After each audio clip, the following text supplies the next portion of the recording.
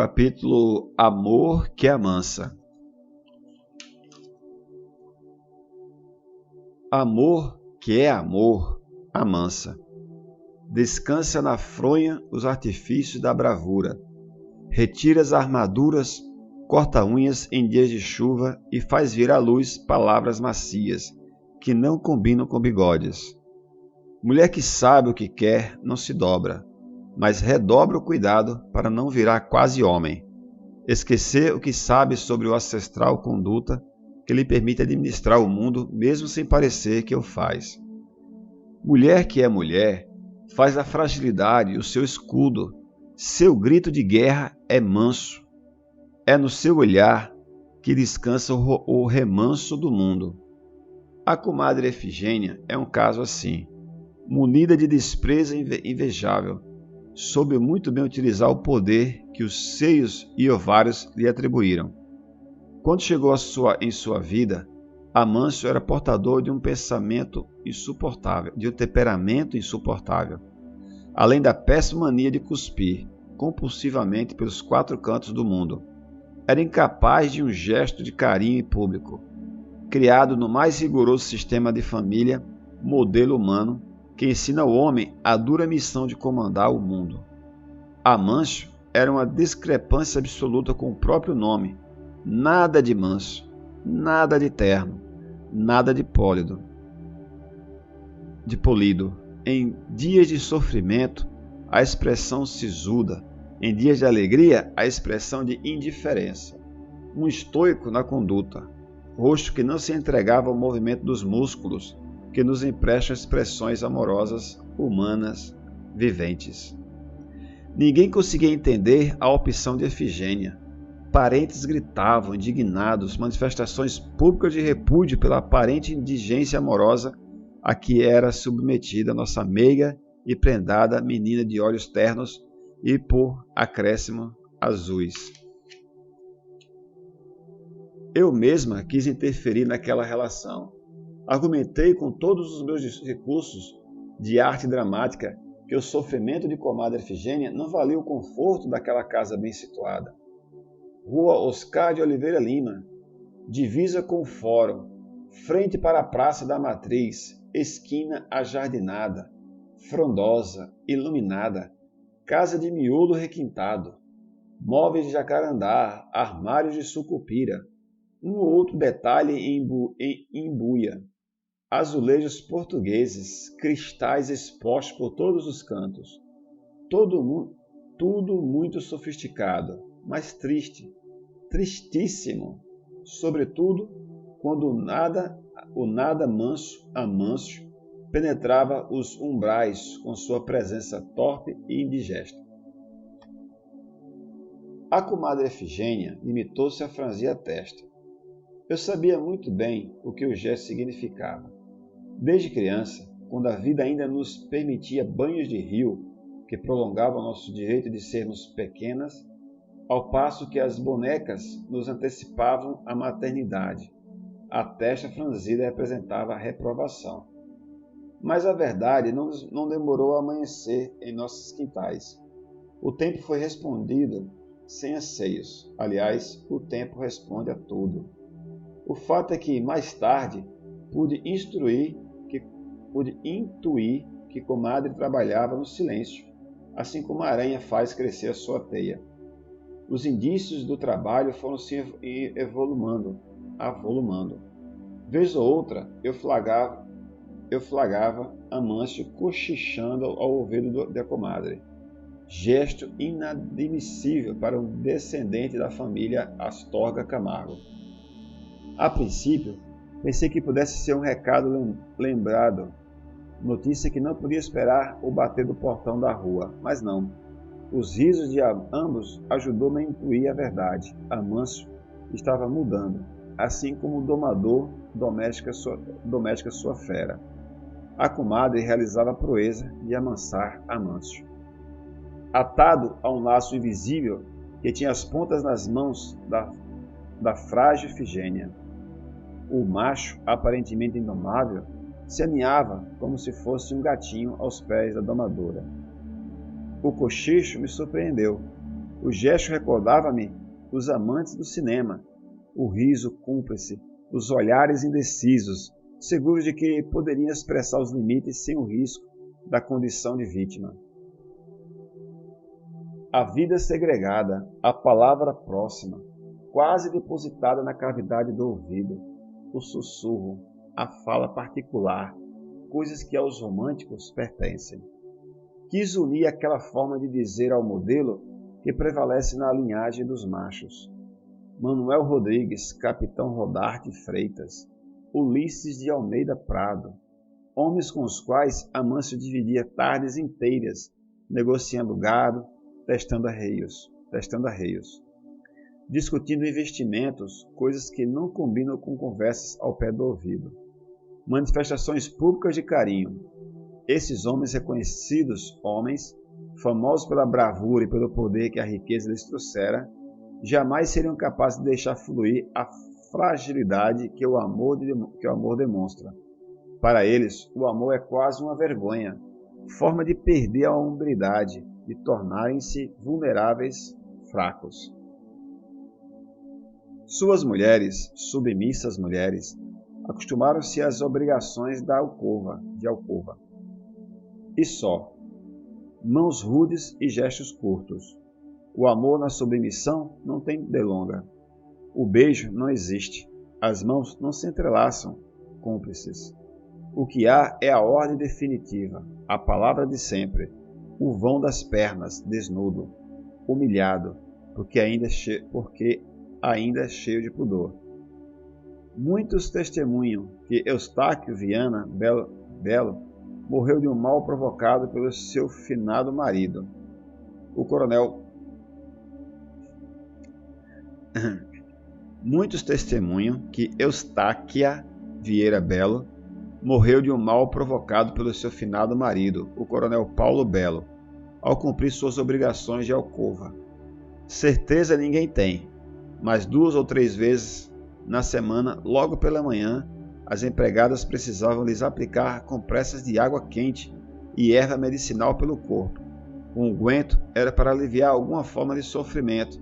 Incertezas à parte, o fato é que Eustáquio deitou numa tarde de quinta e não amanheceu na sexta.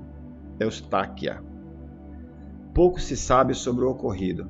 Até hoje, o Dr. Garcia não revelou a causa da morte da pobrezinha. Quando questionado, limita-se a fechar os olhos reflexivo e acenar de forma negativa com a cabeça, como se escondesse o terceiro segredo de Fátima. Além da fama de santa, Eustáquia, por ocasião de sua morte, ganhou do marido um funeral como nunca fora visto em toda aquela região. Vestido de preto e montando seu melhor cavalo, o coronel conduziu com elegância e nobreza o cortejo. Os olhos sem nenhum sinal de lágrimas, a boca expressando conformidade e um leve franzido da testa testemunhava o coronel. Vivenciava o funeral com a mesma disposição o que negociava o seu gado. Sua pose garbosa era quase uma afronta ao corpo morto de Eustáquia. Ele, vestido daquele terno preto de ocasião, montado naquele cavalo que inspirava a mesma personalidade do dono, parecia procurar substituta para o cargo agora desocupado. A banda seguia atrás do equife, executando marchas tristes. Aquele dia representou a vitória do macho sobre a fêmea sofredora. A comadre Efigênia, por sua vez, não se dobrou aos ditames do machismo, sem alterar a voz. Fazer passeatas ou queimar sutiãs nas praças, ela foi transformando aos poucos o gênio difícil do marido que a vida lhe deu. Foi dama, com fala mansa, olhar cuidadoso, soube investigar a alma de Amâncio, tal qual o terapeuta investiga seu paciente. Teceu outro homem, tal qual o tecelã. Entrelaçou novas cores no homem opaco que tinha ao seu lado. Anos mais tarde, o que eu sabia sem alarde foi contratado por todos. Manifestação pública. O domingo era comum, nada a ser celebrado de especial, senão os motivos ordinários da missa dominical. Antes que Padre Jorge nos despedisse, em bênção, Amâncio solicitou um espaço para uma pequena fala no altar. Comadre Efigênia recebeu a iniciativa num sobressalto. A igreja lotada, única missa da semana por uma razão simples. O padre Jorge não demonstrava muita alegria em ser padre. Amigos presentes, cheios de testosterona, prevalecendo sobre um ou outro aroma de rosas. E o compadre Amâncio, com um pequeno papel no púlpito, pronto para discursar. Durou 15 minutos. Não podíamos acreditar no que vimos e ouvíamos. Adelaide Sobreira só viu devido à surdez, ao passo que Edviges Mariano só ouviu.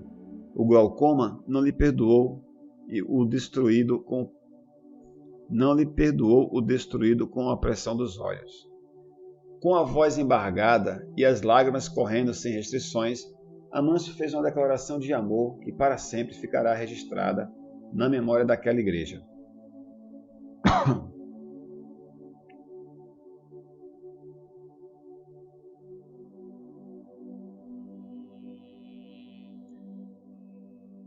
Padre Jorge chorou tal qual uma criança desmamada, fato que gerou comentários e suspeitas de que o sacerdote atravessava uma forte crise vocacional. Olegário Bernardes, o marido carrasco, não fez questão de esconder o desconcerto. Tossiu todo o tempo que durou o discurso, como se o vírus inoportuno da tuberculose tivesse entranhado pelos seus pulmões. Elvira Beldegária, que estava de pé, pronta para deixar a igreja, escrava de uma panela de pressão em que deixava cozinhando 1 quilo de feijão. Precisou sentar com urgência. Osório Rinoto, o solteiro de sexualidade duvidosa, visivelmente descontrolado diante dos apelos emotivos do discurso, ofereceu-lhe com solicitude um lugar no banco, com um pequenino e delicado lenço de papel para enxugar as lágrimas. Eu me ocupei em observar as reações. Só depois pude recolher as minhas impressões. Com aquele gesto, Amâncio parecia apresentar ao público presente sua carta de alforria. Ele, o escravo confesso, e ela, Efigênia, a sua princesa Isabel, oculta até então, mas recebendo a coroa em noite de gala. Amâncio tinha seus motivos, especulamos. Certamente não desejava mais a privacidade do amor de alcova. Queria o direito de falas macias, acompanhadas de olhares dengosos. Queria ser chamado publicamente pelo apelido particular, Chuchu, alcunha que só depois de algum tempo a comadre nos revelou. Aquela forma de chamar era meiga, demais para um homem daquele porte. Quase uma discrepância. Um despropósito, pensei. Comadre confidenciou-me que o legume fora escolhido pelo próprio Amâncio, numa noite em que as armaduras estavam todas postas ao chão. Aninhada em seu colo como se fosse um bichinho frágil, ele confidenciou que gostaria de ser chamado de forma carinhosa quando estivessem a sós. Primeiro, ela partiu dos desdobramentos de seu nome e sugeriu Mansinho, coisa que ele imediatamente recusou. Depois sugeriu Torguinha, referindo-se ao sobrenome, mas ele também reprovou de pronto. Foi então que ele pediu que fosse algo que ela gostasse de comer. Comadre Efigênia confessou-me ter ficado corada com essa fala do compadre. Imediatamente ela propôs tomatinho, mas ele torceu o nariz. Pensou que pudesse sugerir repolho, mas julgou parecer ofensiva. Um homem repolho? Não, isso soaria como um homem molenga, sem iniciativa. Tinha que ser carinhoso e ao mesmo tempo preservar sua virilidade. Sem erguer os olhos como se fosse um menininho de perninhas quebradas, desejoso de doces, o compadre resolveu sugerir. Não pode ser chuchu? Claro, meu amor, sentenciou amorosa a comadre. Era noite de inverno. Deitados em seu leito de amor, os amantes se entrelaçaram, afetuosos.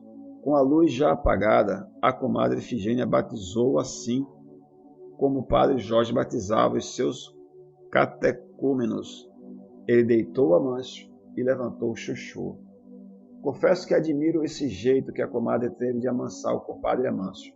Para levar esse homem a essa coragem, ela deve ter feito muito esforço para mover o moinho. Homem é moinho pesado e nem sempre o vento sopra a nosso favor. É nessa hora que a gente precisa descobrir o poder que as mulheres têm nas mãos. É só saber exercer. A verdadeira postura feminina não está na submissão, mas não podemos negar que é um jeito de mandar e, ao mesmo tempo, parecer obediente. A autoridade da mulher não passa pela força do grito. Uma ordem bem dada nem sempre precisa causar alarde. Há um jeito interessante de mover a ordem das coisas, sem que a força da mulher precise ser bruta. É preciso descobrir a arte de mandar sem que o homem perceba que está sendo mandado. Comadre Efigênia descobriu onde mora esse milagre, dentro de sua alma. Buscou nos recursos do amor a palavra certeira, convincente, milagrosa. Ao enfrentar as durezas do mundo dos homens, fez prevalecer o charme, a calma e o espírito de dama. Não quis se brutalizar.